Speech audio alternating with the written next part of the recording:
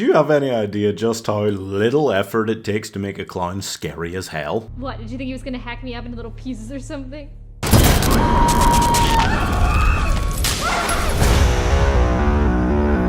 And that's exactly what Terrifier does, and it does it pretty well for a low-budget film, and as well for a low-budget film, with a film that really didn't have a lot going for it. They made something out of this, and they also managed to make it for a film with that little money.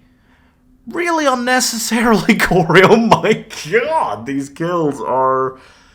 wow. I am impressed by the level to which they've managed it, considering that they had a lot of constrictions on them in this film. I'm also really not that sure if I enjoyed it that much. So there's these two girls, and they're dressed up, they're going out partying for Halloween. We never see them reach a party. That's a shame, isn't it? We never see them reach like a party, a large-scale party scene never happens or anything like that. Most of it takes place in an abandoned building. They're smart with the way they handle it, I gotta say. I really, because I'd heard that this film was really, really low budget, and then it kind of was a hit, and then the second one, and now consequently coming up the third one, have got more budget.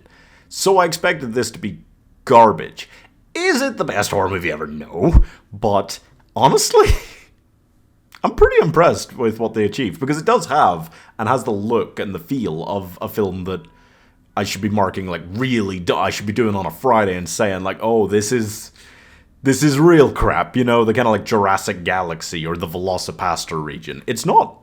It's the same level of budget as that, but way better. So these two girls, they go into this restaurant, they sit down, they meet this clown. This clown guy is just hanging around, he's just chilling, he's smiling at them. He's got that smile. Oh man, it's like 5-year-olds at picture day.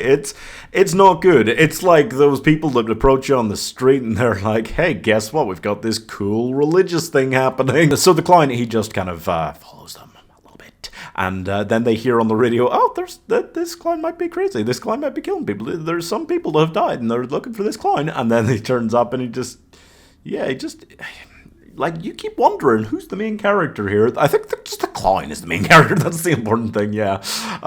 It's a great makeup. It's a great vibe they've got with him. It's different because it doesn't really feel...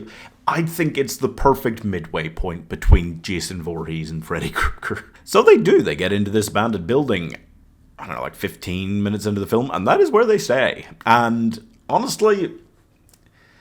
it should be more boring than it is. It's not the most exciting, constant sort of film, and there are elongated, really out there gory kill scenes. Might not be for everybody. It's not particularly my type of thing, even being a big horror fan.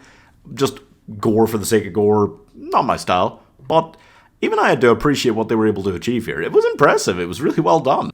I'm not entirely sure if he understands how you're meant to do the magic trick where you saw someone in but he does a pretty good job in general. Art, I'd say. It's Art the Clown, I think his name was.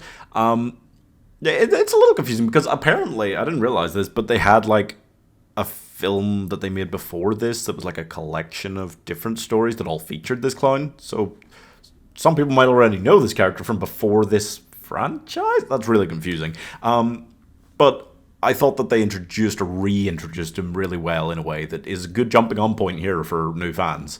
If you're wondering, like I was, what is Terrifier 3? I hadn't seen either of the first two or heard anything about them. But once I realized, oh, it's that clown who I've seen going everywhere. Yeah, cool.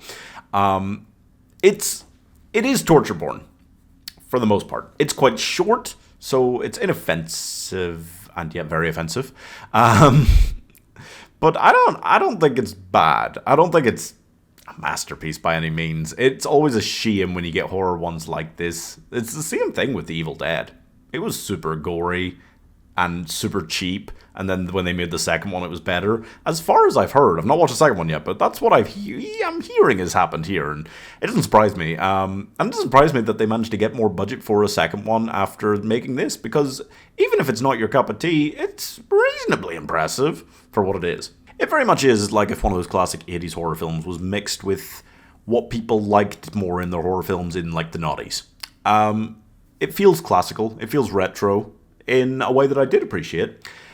The acting overall isn't really bad. It's not really good. But the guy playing Art and doing everything they did with him was impressive, I've got to admit. So it's not like the #1 horror film I've seen recently, but I'm giving the Insane Clown Posse 2.5 stars. It really is interesting more people haven't picked up on just the idea of, like, everyone's trying to make new horror films and serial killers and iconic characters. I mean, you did just have to do a weird looking clown this whole time. As anyone, I mean, surely people have done that, but it's not common, and it should be more common because it's so easy, so simple, so elegant.